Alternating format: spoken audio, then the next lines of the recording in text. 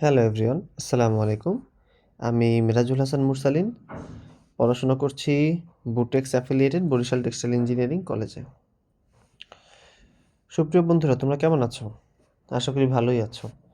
আমরা আজকে দ্বিতীয় অধ্যায়ের তৃতীয় পর্ব নিয়ে আলোচনা করব। আমরা গত পর্বে আলোচনা করেছি গাণিতিক বাক্য কাকে বলে।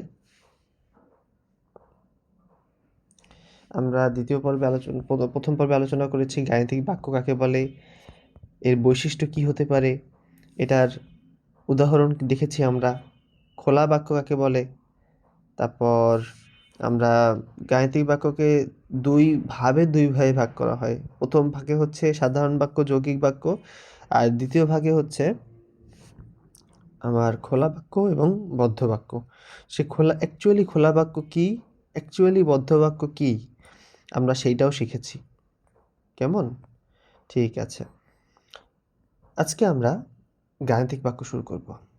আমরা 2 ক্লাস পর এখন আসলে আমাদের চ্যাপ্টারে প্রবেশ করলাম। চলো তো দেখি কি করে আমরা এই চ্যাপ্টারে ভালো করতে পারি গাণিতিক বাক্য। এখানে আমরা এই লেখাগুলোর দিকে তাকাবো না, এই লেখাগুলো আমরা নিজেরা করব একসাথে। কেমন? আমি যদি এটাকে ঢেকে রাখতে চাই তাহলে কিভাবে ঢেকে রাখা যেতে পারে? আমি এখানে একটা সাদা কলম নিতে পারি, তাই না? হ্যাঁ, এই কলমটা নিব, সাদা কালি নিব এবং পাওয়ার বাড়িয়ে দিব।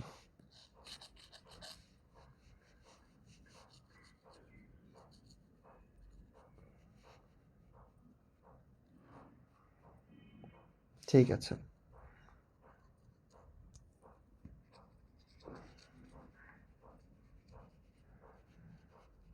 এগুলো মুছে দেওয়ার কারণ আছে। মুছে দেওয়ার কারণ হচ্ছে এগুলো আমি তোমাদেরকে নিজের মতো করে বোঝাতে চাই। আমি চাই না এগুলো তোমরা আর কি বইতে যেভাবে শেখানো হয়েছে তোমরা সেভাবে শেখো। তাহলে এভাবে খেলার ছলে শিখলে তোমরা মনে করবে অঙ্কটা বোধহয় একটা খেলা। হ্যাঁ, অঙ্কটা অবশ্যই খেলা, কিন্তু এই অঙ্কের ভেতরে বোঝার অনেক কিছু আছে। তোমার মাথায় যদি এখনই ঢুকে যায় যে এই অঙ্কটা কীভাবে করা যেতে পারে, তাহলে তুমি অন্যদের থেকে অনেক পিছিয়ে পড়বে। যারা আসল নিয়ম শিখে আসবে তাদের থেকে তুমি কি করবে? অনেক পিছিয়ে পড়বে। ব্যাস, যদিও আমাদের 1 মিনিট সময় গেল, বাট সময় গেলেও এটা তোমাদেরই উপকার হবে।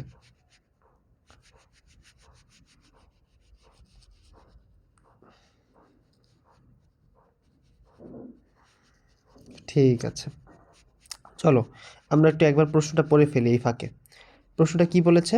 প্রশ্নটা বলেছে হচ্ছে যে 48টি লিচু। চিন্তা করো তো একটু মনে মনে। 48টি লিচু, হ্যাঁ। এবার আমরা কলমে যাই। দেখো, কলমে আমরা কালো কলম নিই। 48টি লিচু, না কালো কালার না, আমরা অন্য কোনো কালি নিব, সবুজ কালি নিব। কেমন? এবং সবুজের এই শেডটা নিব। ওকে, চলো। প্রশ্ন বলেছে 48টি লিচু কয়েকজন শিক্ষার্থীর মাঝে সমানভাবে কি করে দেওয়া হলো? ভাগ করে দেওয়া হলো। প্রত্যেকে 8টি করে লিচু পেল। ক বলেছে শিক্ষার্থীর সংখ্যা ক ধরে গাণিতিক বাক্যটি লিখি। 1 নাম্বার। তাহলে কিভাবে লিখবো? লিখবে এইভাবে, দেওয়া আছে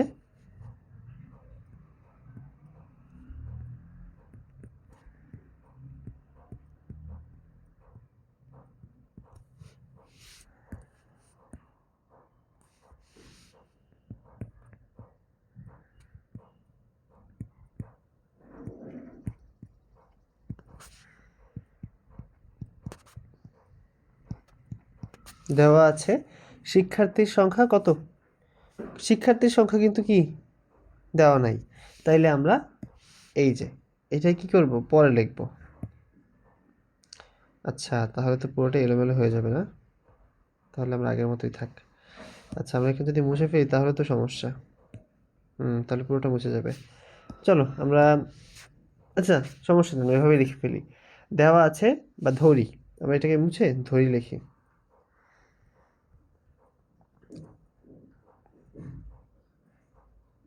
সমস্যা নেই। আচ্ছা, দেওয়া আছে লিচুর সংখ্যা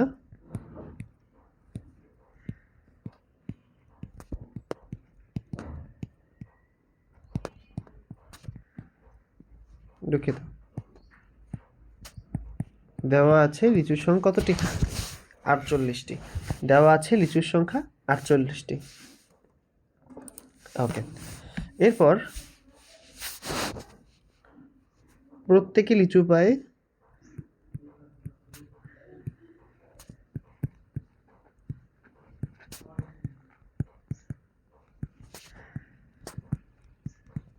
8টি। অতএব ধরি শিক্ষার্থীর সংখ্যা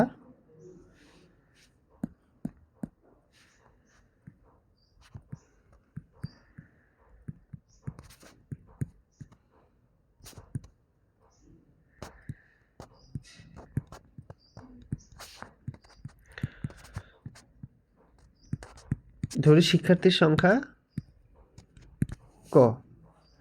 কেমন? তাহলে প্রশ্ন মতে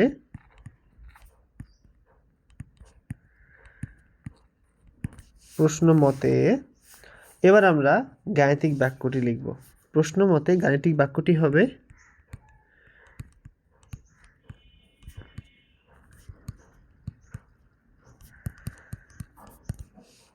প্রশ্নমতে গাণিতিক বাক্যটি হবে 48টি লিচু কয়েকজন শিক্ষার্থীর মাঝে সমানভাবে ভাগ করে দেওয়া হলো এবং প্রত্যেকে কতটি লিচু পেল? 8টি লিচু পেল।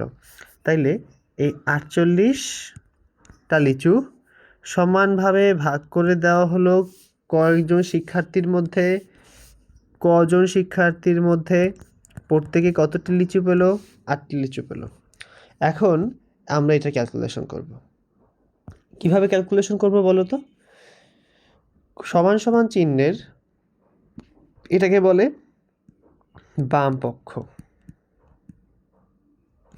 এটাকে বলে ডান পক্ষ। সমান সমান চিহ্নের বাম পাশকে ইংরেজিতে বলে লেফট হ্যান্ড সাইড, ডান পাশকে বলে রাইট হ্যান্ড সাইড। সমান সমান চিহ্নের বাম পাশে যদি যোগ থাকে, ডান পাশে সেই যোগটা হয়ে যায় বিয়োগ। সমান সমান চিহ্নের বাম পাশে যদি ভাগ থাকে, ডান পাশে হয়ে যায় গুণ। সমান সমান চিহ্নের বাম পাশে গুণ থাকলে ডান পাশে হয়ে যায় ভাগ। সমান সমান চিহ্নের বাম পাশে বিয়োগ থাকলে ডান পাশে হয়ে যায় যোগ। ঠিক আছে? ব্যাপারটা কেমন? ব্যাপারটা আমরা একটু পর দেখব। ঠিক আছে? আচ্ছা, ব্যাপারটা আমরা একটু পর দেখছি। সেটা কি সোজা হয়েছে? হ্যাঁ, হয়েছে মোটামুটি।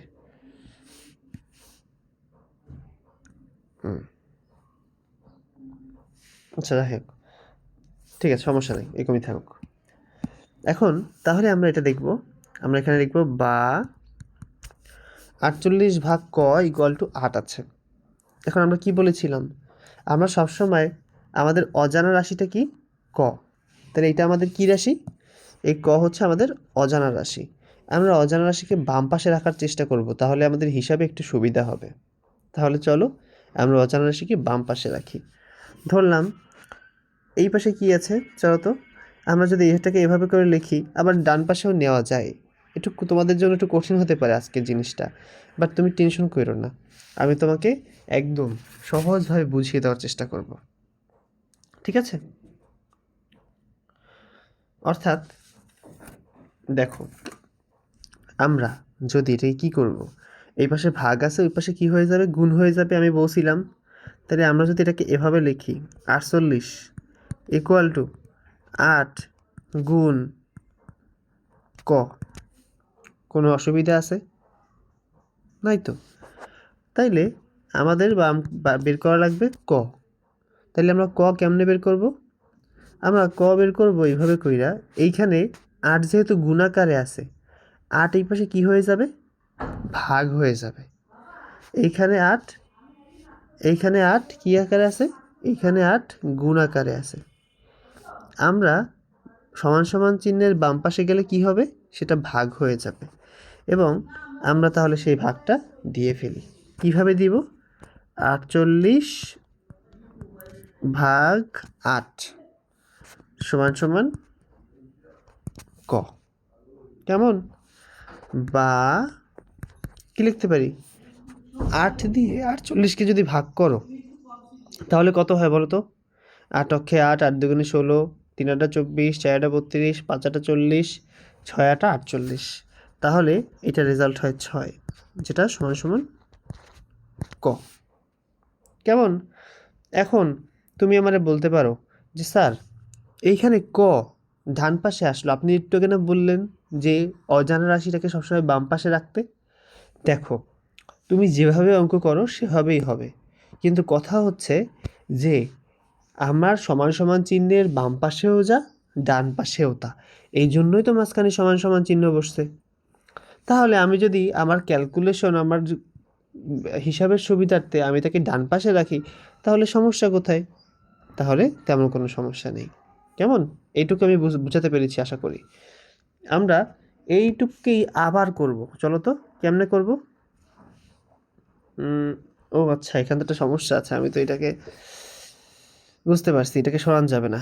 তাহলে আমি এখান থেকে আবার শুরু করি।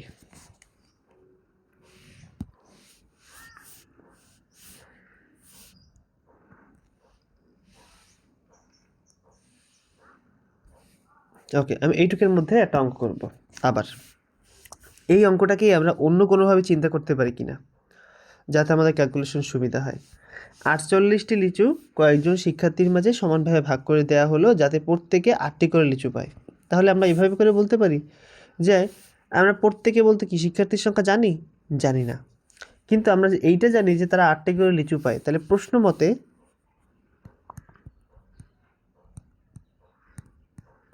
কি হবে?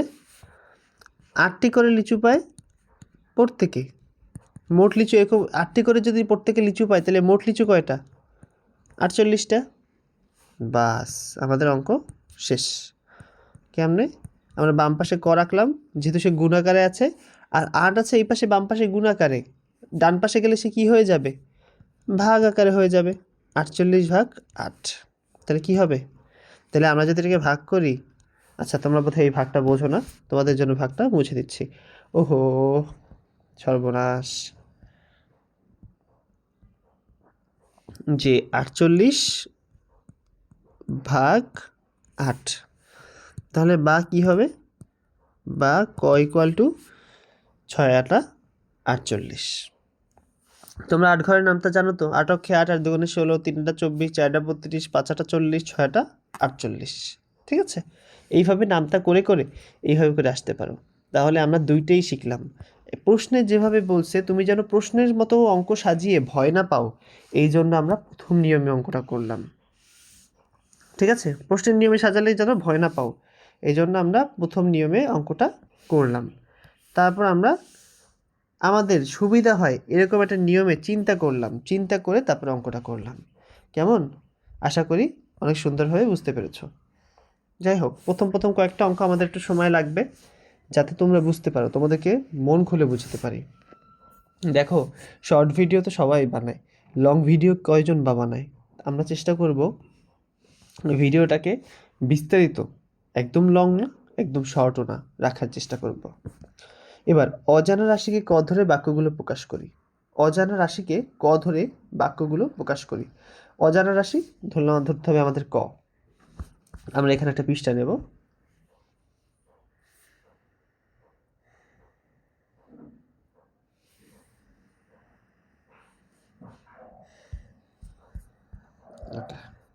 আচ্ছা, পৃষ্ঠাটা এত নিচে নেমে গেল কেন?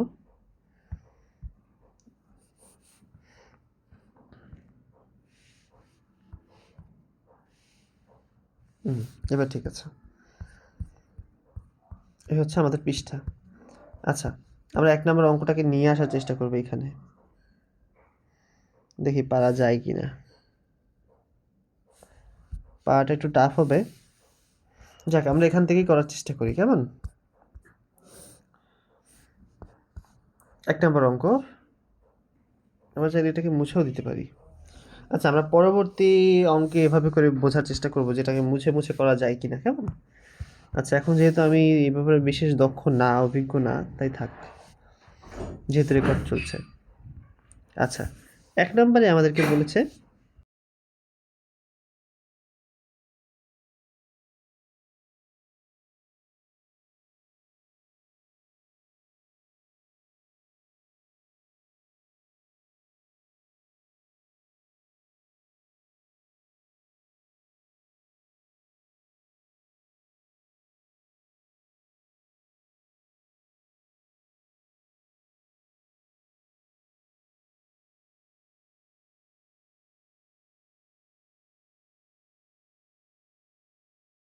আচ্ছা, আমার মাইকের সংযোগটা একটু লুজ হয়ে গেছিল।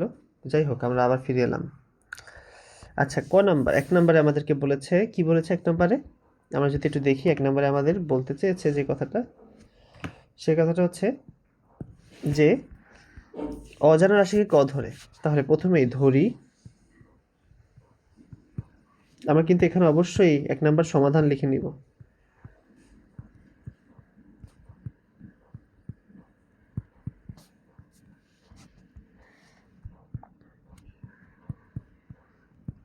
ধরি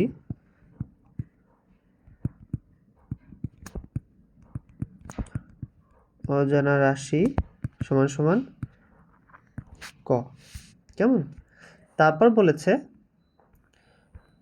নিচের বাক্যগুলো প্রকাশ করি। আচ্ছা, নিচের বাক্যগুলো কিন্তু গাণিতিক বাক্য, যেগুলো সত্য মিথ্যা প্রকাশ করা যায়।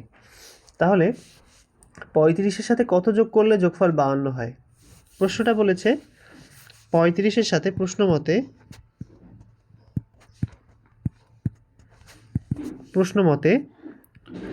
৩৫ তার সাথে কত, এই কত কি? অজানা রাশি ক যোগ করলে তার যোগফল কত হবে? ৫২ হবে।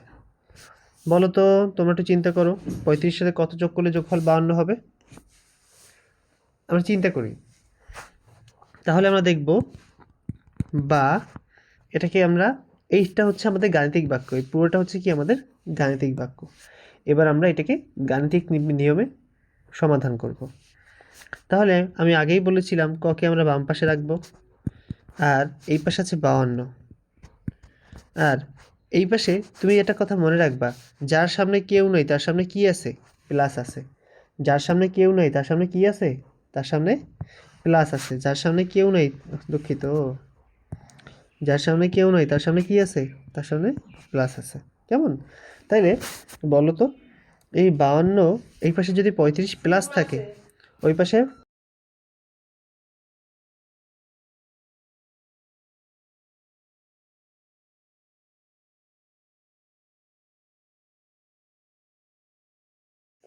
তো এখানে ৩৫ যেহেতু প্লাস আছে, তাহলে আমরা কি করব?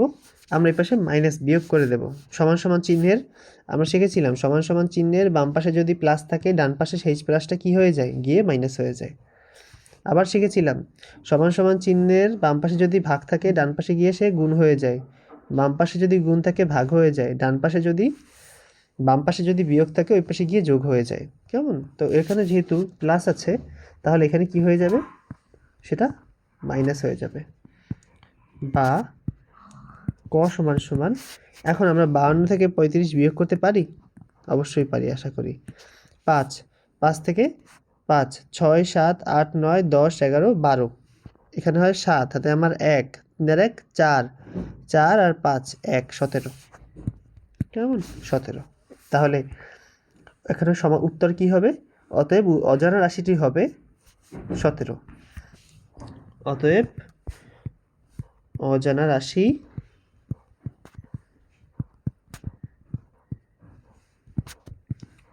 ক ইকুয়াল টু ১৭। ঠিক আছে? অথবা তুমি আবার এভাবে লিখতে পারে যে অতএব ৩৫-এর সাথে ১৭ যোগ করলে যোগফল ৫২ হয়। তোমার যদি এখন বিশ্বাস না হয় যে না আদৌ এই অঙ্কটা হলো কি না, তাহলে কি করো? তুমি ৫২-র সাথে, সরি, ৩৫-এর সাথে ১৭ যোগ করো, দেখো ৫২ হয় কি না। ৩৫-এর সাথে ১৭ যোগ করো। ৫ আর ৭, ৫ দুগুণে ১০, ১১, ১২, ১২ ২, হাতে আমার ১, ১ আর ১ ২, আর ৩ ৫, হলো ৫২। ঠিক আছে? এভাবে করে আবার নিজে নিজে কি করতে পারো, একটু চেষ্টাও করে দেখতে পারো। এবার আমরা ২ নম্বর অঙ্ক সমাধানে যাব।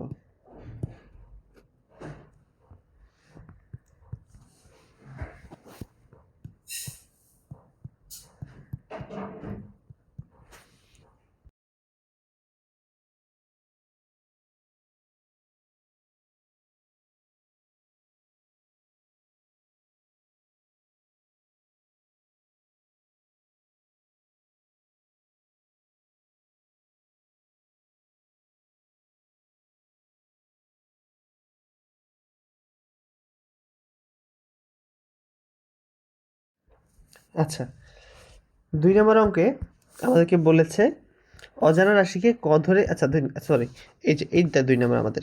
32টি চকলেট কয়েকজন শিক্ষার্থীর মধ্যে সমান ভাগে ভাগ করে দেওয়া হলো, প্রত্যেকে 8টি করে চকলেট পায়। তাহলে প্রত্যেক কয়টি করে চকলেট পায়? 8টি করে চকলেট পায়। এবং মোট চকলেট কয়টি? 32টি। চলো তো এটা সমাধান করি আমরা। ধরি তাহলে প্রত্যেক, এখানে শিক্ষার্থীর সংখ্যা না, এই যে শিক্ষার্থীর মধ্যে সমান ভাগে ভাগ করা হলো, তাহলে আমরা লিখব ধরি শিক্ষার্থীর সংখ্যা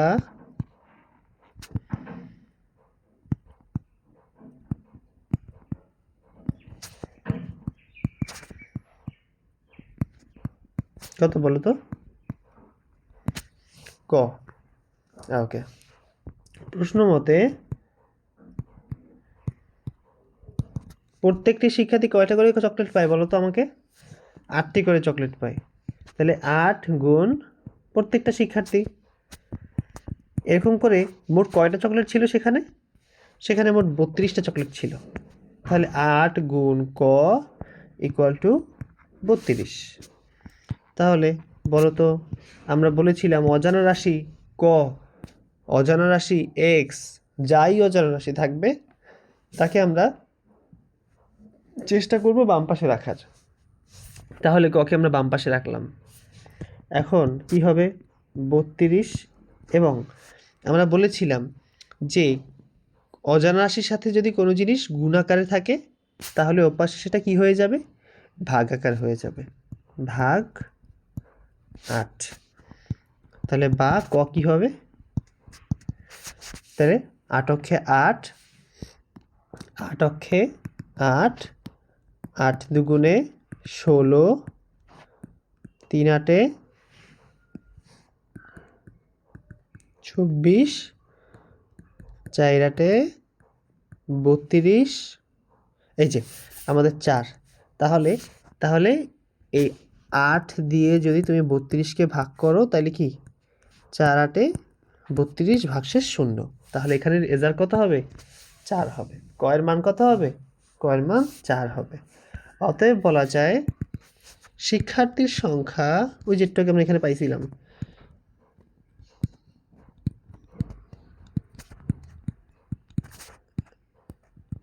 শিক্ষার্থীর সংখ্যা কয়জন? 4 জন। মনে থাকবে? আশা করি বুঝতে পেরেছ। অর্থাৎ শিক্ষার্থীর সংখ্যা 4 জন। ঠিক আছে, এবার আমরা এই অঙ্কটা দেখব যে অজানা সংখ্যাকে ক ধরে, আচ্ছা এটা আসলে তোমরা সকলেই বুঝতে পেরেছ, কেমন? এবার আমরা 2 নম্বর অঙ্কে চলে যাব। অজানা সংখ্যাকে কি ধরে? ক ধরে বা গাণিতিক বাক্যটি লিখি এবং ক এর মান নির্ণয় করি। আবার সেম অঙ্ক। তাহলে অঙ্কটার প্রসিডিউর এরকমই হবে, ঠিক আছে? অঙ্কটার নিয়ম এরকমই হবে। আমি জাস্ট তোমাদেরকে এটার সংক্ষেপণটা দেখাই দিচ্ছি, সংক্ষেপে এটা গাণিতিক বাক্যটা কী হবে সেইটুকু দেখাই দিচ্ছি, কেমন? আশা করি তোমরা এটা তোমাদের বাসায় HW থাকবে। একটা সংখ্যার সাথে 20 যোগ করলে যোগফল কত হয়? 160 হয়। তাহলে ধরি অজানা রাশিটি ক এবং তার সাথে যদি যোগ করি 20, তাহলে যোগফল কত হবে? 160, কেমন? তাহলে আমরা এটাকে সমাধান করি, চলো। বা অজানা রাশিকে সবসময় বাম পাশে রাখবো, 160, এই 20 যদি বাম পাশে যোগ আকারে থাকে ডান পাশে সে বিয়োগ আকার হয়ে যাবে। বা ক সমান সমান 160 দিয়ে 20 বিয়োগ করলে 140 হবে। কথা বুঝাতে পেরেছি আমি? আশা করি বুঝতে পেরেছ। তাহলে 160 মাইনাস 20 করলে 140 হবে। এই যে ক 140, এইটা কি আসলে? এইটাই হচ্ছে আমাদের সেই একটি সংখ্যা যেটা অজানা রাশি। তোমার কি বিশ্বাস হচ্ছে না? তাহলে চলো তো আমরা একটু যোগ করে দেখি। তোমার যদি বিশ্বাস না হয় যে আদৌ এই অঙ্কটা হলো কি না, একটি সংখ্যা, তাহলে আরেকটি সংখ্যা আমরা পেলাম 120, তার সাথে 20 যোগ করো। কত? 20 যোগ, দুঃখিত 120 লিখলাম কেন, 140 হবে। 140 তার সাথে যোগ করলাম 20, দেখো তো 160 হয় কি না? 0 0 0, 2 আর 4, 4 5 6, 6 আর 1 আর 0 1, 160 হইল। দেখছো হয়েছে কিন্তু। ঠিক আছে, এবার আমরা খ নম্বর অঙ্কটা সমাধান করব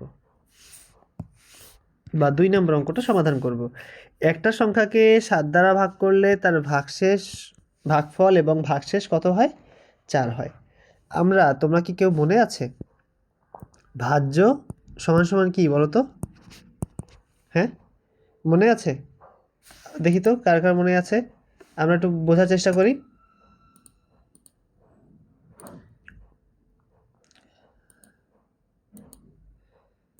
আচ্ছা, একটু বোঝার চেষ্টা করো যে ভাজ্য এবং ভাজকের অঙ্কটা তোমাদের কাদের মনে আছে? আমরা গত অধ্যায় শিখেছিলাম, ঠিক আছে? ওই অঙ্কটা আমাদের লাগবে।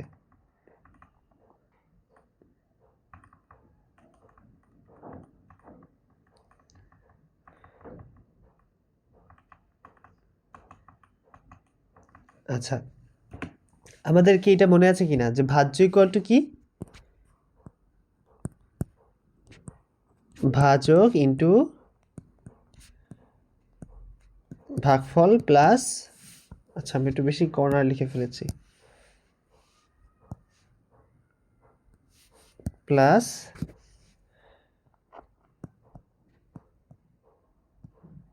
ভাগশেষ। তোমাদের এটা মনে আছে? ভাজ্য ইকুয়াল টু ভাজক গুণ ভাগফল যোগ ভাগশেষ। আচ্ছা, কিভাবে এটা হলো জিজ্ঞেস করছো আমাকে? তাহলে চলো তো আমরা জিজ্ঞেস করি।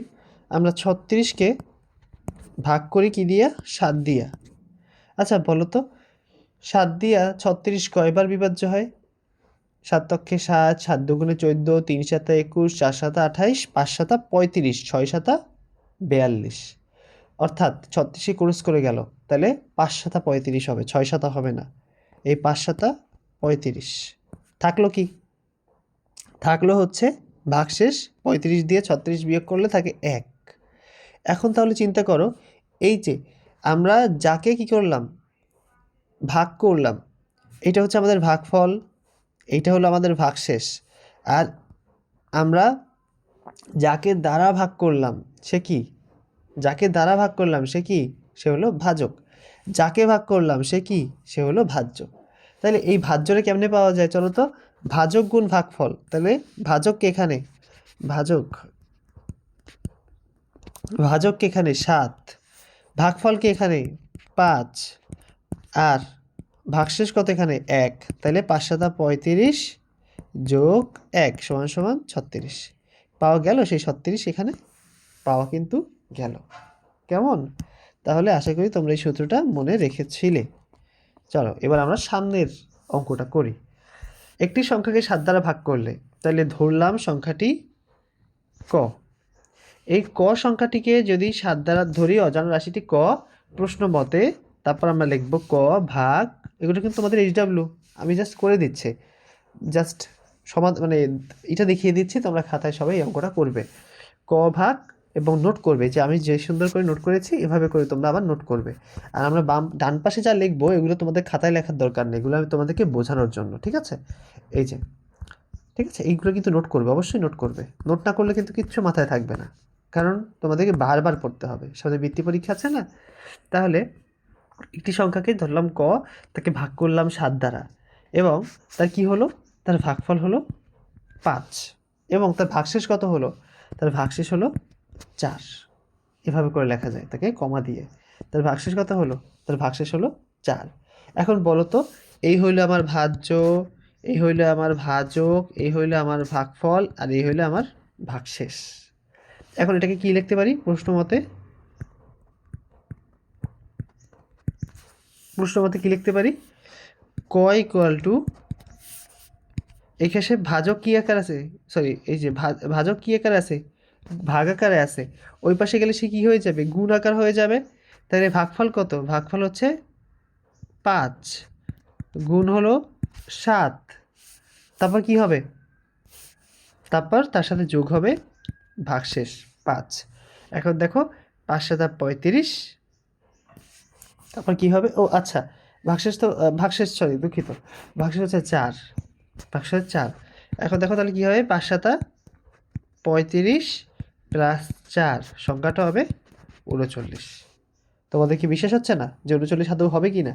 তাহলে চলো আমরা হিসাব করে দেখি এই 39কে কী করা যায়।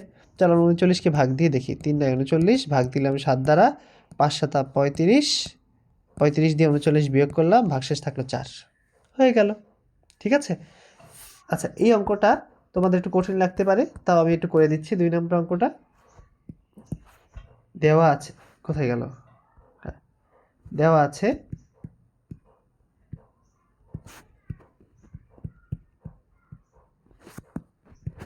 আছে ভাজক সমান 7। এই যে ভাজক সমান 7,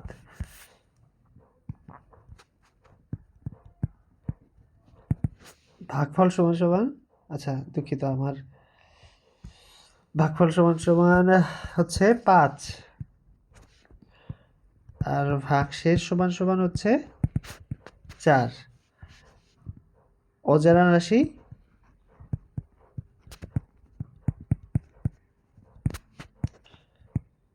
ভাজ্য সমান ক, ধরি, এখানে ধরি লিখতে পারো, ধরি অজানা রাশি ভাজ্য সমান ক। আমরা জানি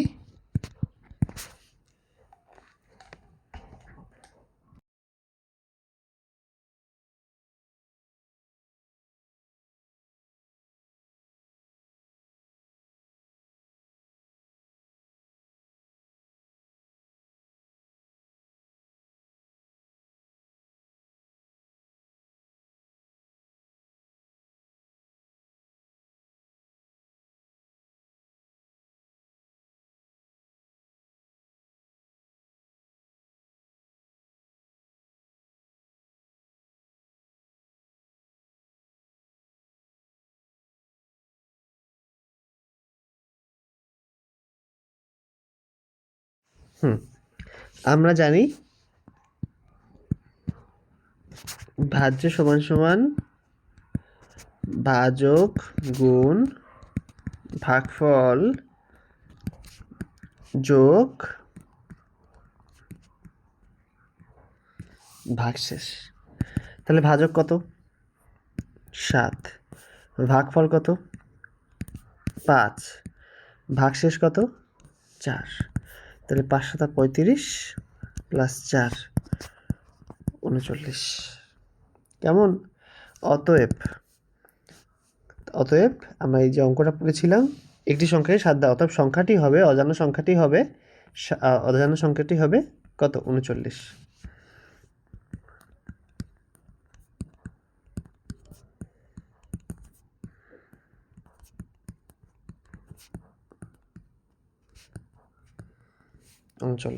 কেমন? মন থাকবে? ওকে। আর এখানে অবশ্যই 2 নং সমাধান লিখে নিবে।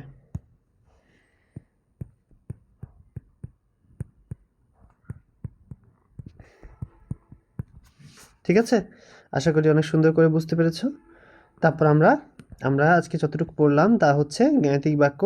সেখান থেকে প্রথম অঙ্কটা করলাম, দ্বিতীয় অঙ্কটা করলাম, তৃতীয় এবং চতুর্থ অঙ্কটাও বিস্তারিতভাবে বুঝে বুঝে করলাম। আগামী পর্বে আমরা এই অঙ্কগুলো সম্পর্কে বিস্তারিত আলোচনা করব। সবাইকে ধন্যবাদ। আগামী পর্ব পর্যন্ত সবাই সুস্থ থাকো, সুন্দর থাকো। সবাইকে আল্লাহ হাফেজ। আসসালামু আলাইকুম।